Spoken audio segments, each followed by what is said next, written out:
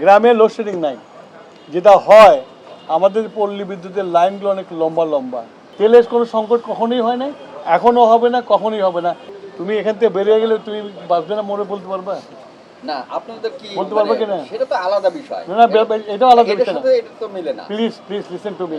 2026 সালে ডিসি কনফারেন্সে আমরা আমাদের জ্বালানি এবং বিদ্যুতের যে পরিস্থিতি সেটা তুলে ধরলাম এবং আমাদের জেলা প্রশাসক সাহেবদেরকে যে কিছুদিন আগে যে একটা কৃত্রিম সংকটের সৃষ্টি করা হয়েছিল সেখানে তারা একটা প্রোঅ্যাক্টিভ রোল প্লে করেছে এবং তাদের সহযোগিতায় আমরা যে কৃত্রিম যে একটা সমস্যা হয়েছিল সেই সমস্যা থেকে আমরা উত্তরণ করতে পেরেছি এবং তাদেরকে সেই ধন্যবাদটা দিয়েছি এবং আমাদের যে বিদ্যুৎ এবং জ্বালানির যে পরিস্থিতি সেটার সম্বন্ধে তাদেরকে অ্যাপ্রাইজ করেছি এবং তাদেরকে বলেছি এই ব্যাপারে তাদের সহযোগিতা করার জন্য।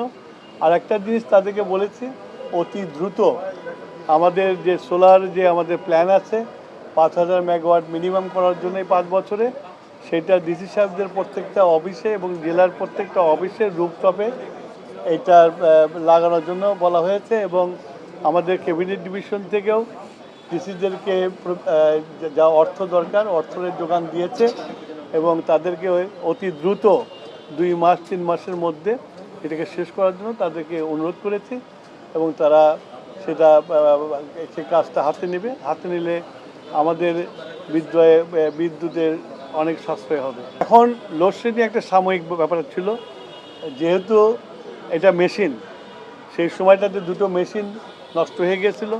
সেগুলো আমার মনে হয় কয়েকদিন আগে আমি একটা সেমিনারে বলেছিলাম 7 দিনের মধ্যে আবার লোডশেডিং শেষ হয়ে যাবে। এখন কোনো লোডশেডিং কোথাও নাই, যদি কোথাও বিদ্যুৎ না থাকে তাহলে লাইনের ফল্টের জন্য বিদ্যুৎ থাকে না, কিন্তু আমাদের যে জেনারেশন আছে সেই জেনারেশন দিয়ে আমরা লোডশেডিং মুক্ত রাখতে পারছি না। আগামীতে যে গরম পড়বে, গরম পড়ছে মানে আমি একটা কথা বললাম এখান থেকে, তো load shedding, please listen to me, okay? গ্রামে লোডশেডিং নাই, যেটা হয় আমাদের পল্লী বিদ্যুতের লাইনগুলো অনেক লম্বা লম্বা। কোথাও যদি ফল্ট হয়ে যায়, বিদ্যুৎ স্লিপ করলে ওই ফল্ট লোকেট করতে তার টাইম লাগে, সেই জন্য বিদ্যুৎটা আসে না। আবার লাইন ঠিক হয়ে গেলে বিদ্যুৎ চলে আসে। কিন্তু সামনে গরম পড়লে লোডশেডিং হবে কি হবে না? তুমি এখান থেকে বেরিয়ে গেলে তুমি বাঁচবে না মরে বলতে পারবা? না, আপনাদের কি বলতে পারবে কিনা? সেটা তো আলাদা বিষয়। না না, এটাও আলাদা এটার বিষয় না। সাথে এটা তো মিলে না। Please please listen to me. আমি আগে একটা কথা বলছি, মেশিন যন্ত্র যদি হঠাৎ করে খারাপ হয়ে যায় তাহলে তো আমার সিস্টেম থেকে কিছুটা পাওয়ার তো চলে যাবে, তখন তো আমাকে লোডশেডিং দিতে হবে। কিন্তু মানে তেলের সংকটের কারণে লোডশেডিং হবে এরকম কি? তেলের সংকটের কারণে কোনোদিন লোডশেডিং হয় নাই। আমার যেটুকু লোডশেডিং হয়েছিল তখন যন্ত্রের জন্য হয়েছিল, সেগুলো আবার ফেরত আসছে, এখন ঠিক আছে। তেলের কোনো সংকট কখনোই হয় নাই, এখনও হবে না, কখনোই হবে না, because I have got sufficient stock এবং আমরা পারচেস করেই যাচ্ছি।